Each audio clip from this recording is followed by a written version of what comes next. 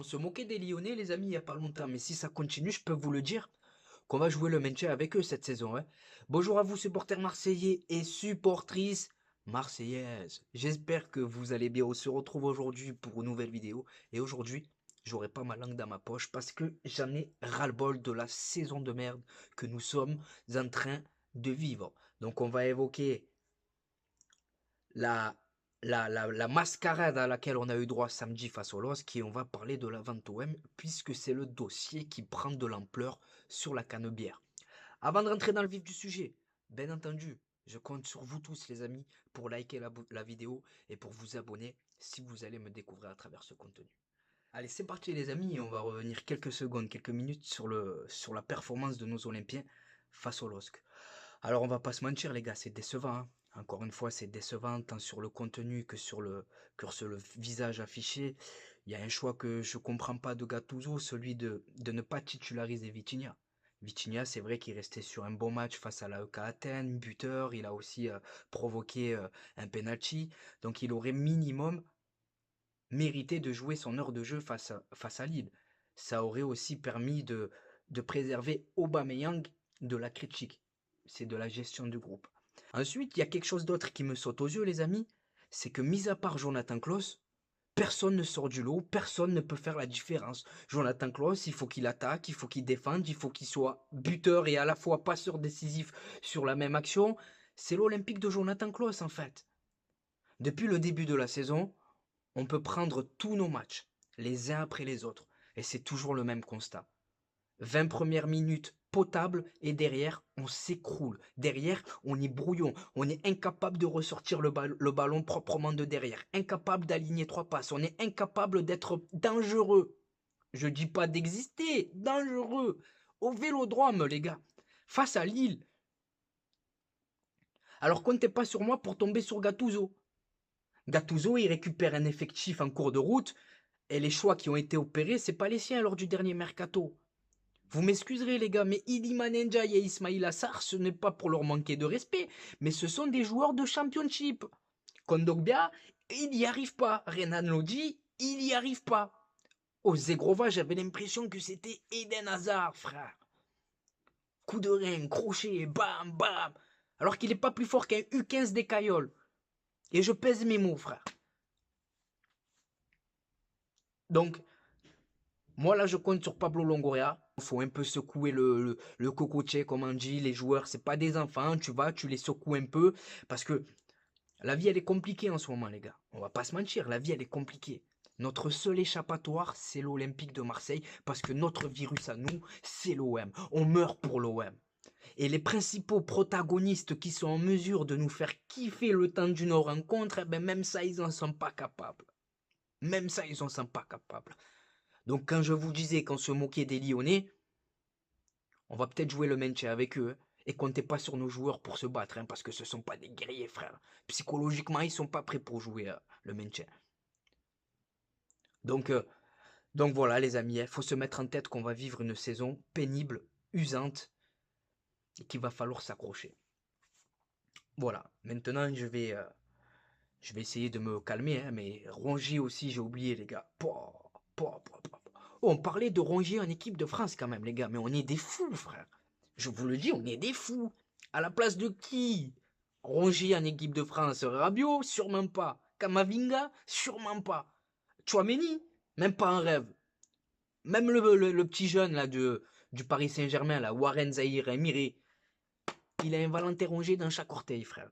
Et je pèse mes mots. Donc c'est bon. Commence à y en avoir marre de ces joueurs qui... Vous m'avez compris. Maintenant, je vais essayer de me calmer pour de bon, pour évoquer un sujet plus joyeux avec vous, la vente OM.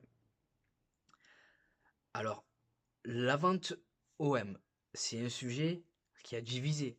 C'est un sujet qui nous a animés, passionnés. C'est un sujet qui a créé de l'attention et des débats animés.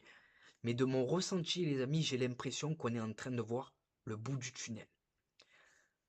Canal+, je me suis refait leur live. Ils ont quand même été bien précis, hein. 400 millions d'euros pour la vente du club.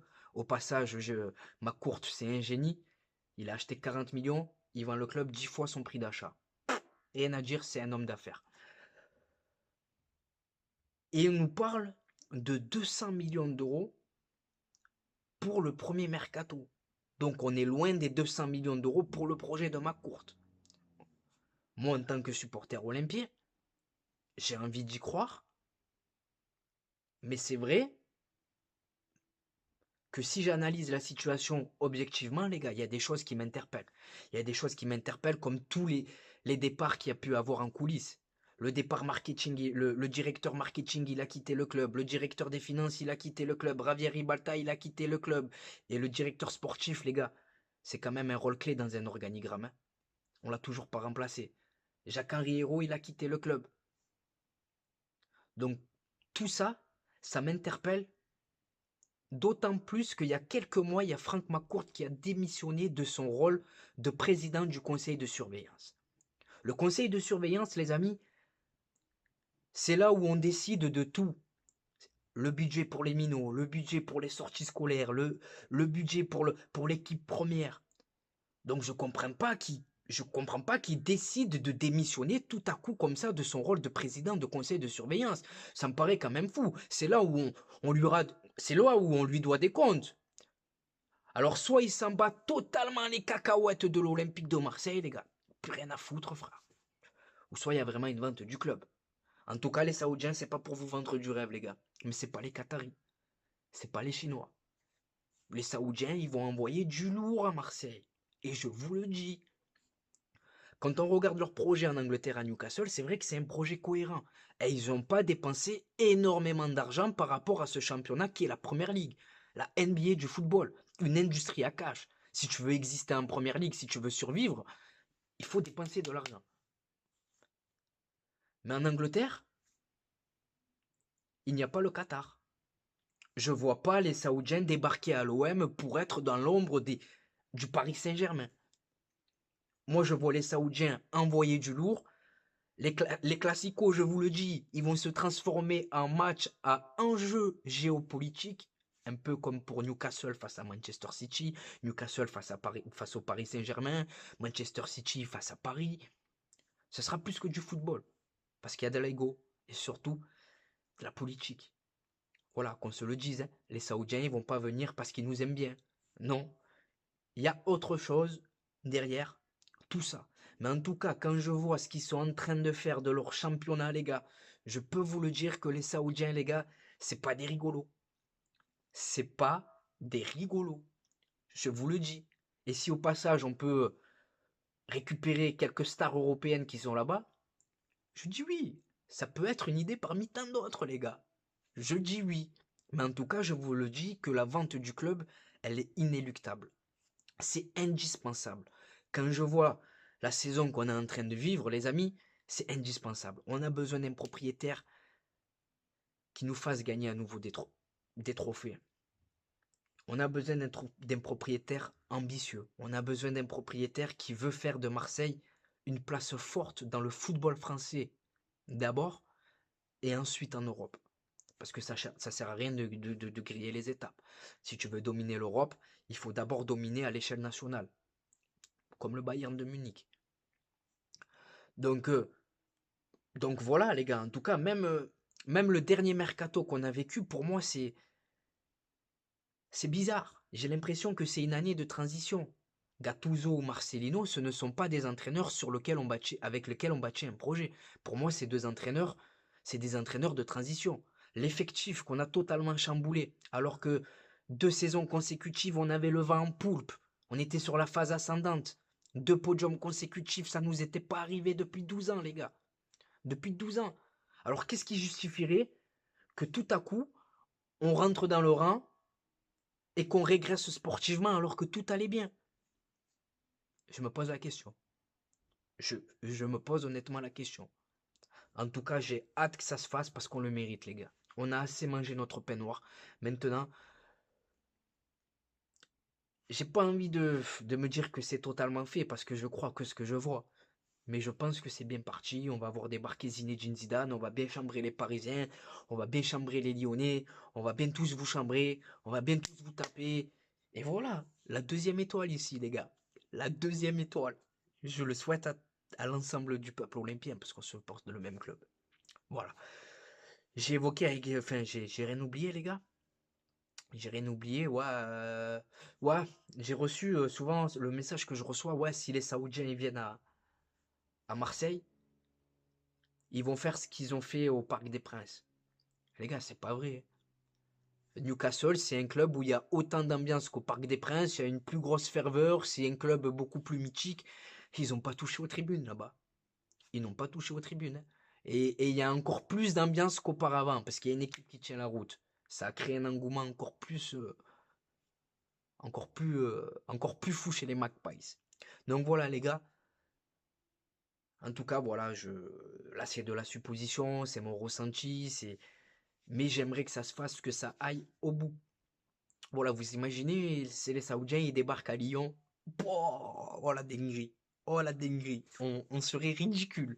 Vraiment, les gars, après tout ce qu'il y a eu autour de cette vente de notre club. Donc voilà.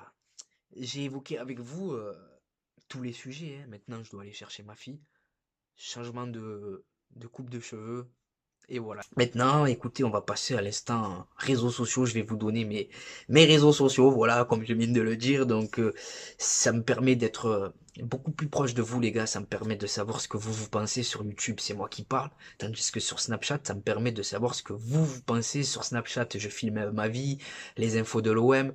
Les bons plans maillot, les gars, le bon plan maillot. 26 € le maillot de l'Olympique de Marseille. 10% de réduction avec mon code promo TPAMS.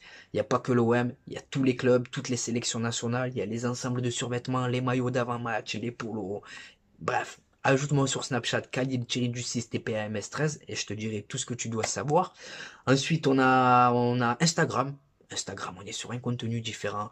C'est moi et ma grosse tête au vélodrome, devant le vélodrome, avec des joueurs que j'ai pu approcher en photo, en vacances notamment. Donc TPAMS13, on a Twitter, ou sur Twitter, j'ai réagi à chaud sur l'actualité olympienne et sur l'actualité footballistique. Donc c'est TPAMS 13 13 13. Et enfin, pour conclure, on a TikTok où c'est touche pas à mon stade, tout attaché.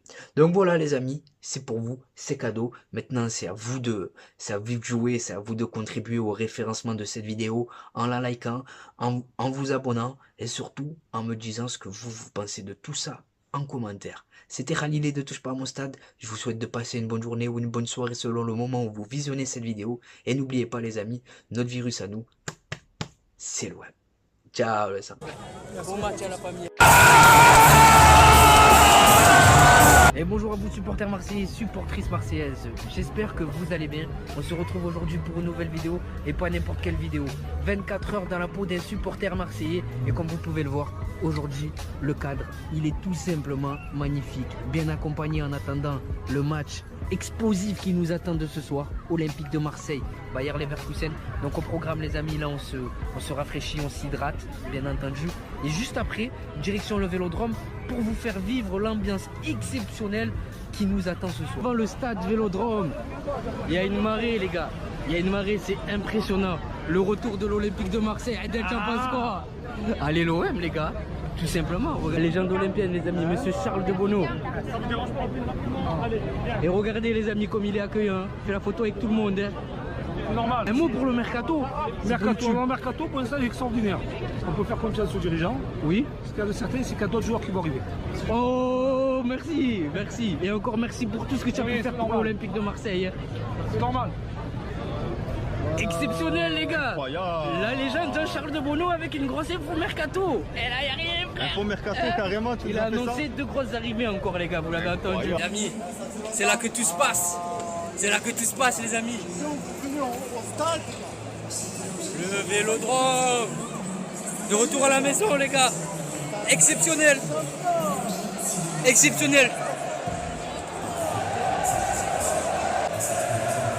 La ferveur du rêve marseillais. Allez, on rataboue.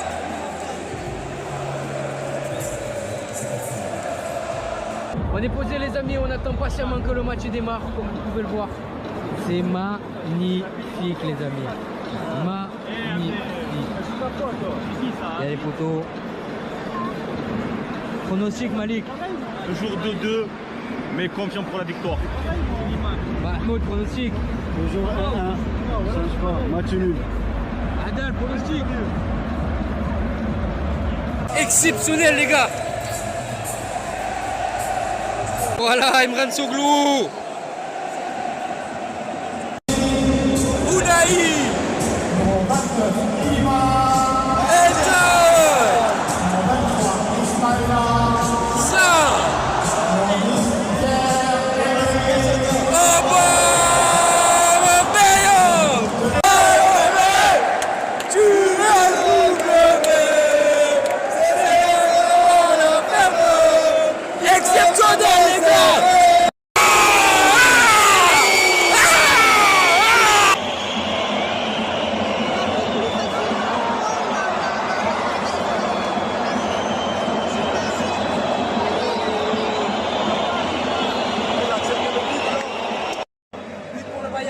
Les amis, apparemment, c'est peut-être une fois de Paul Lopez à voir.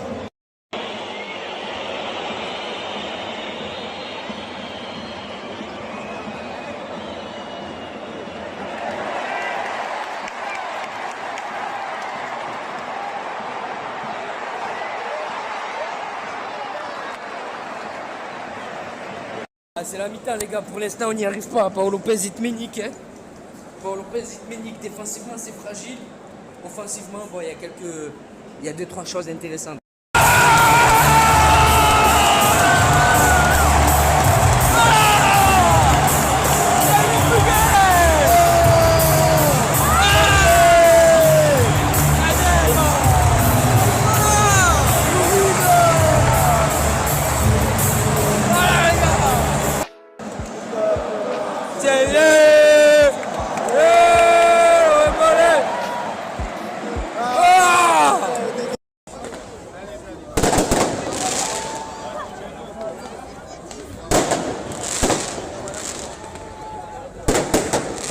Sur l'âge des joueurs.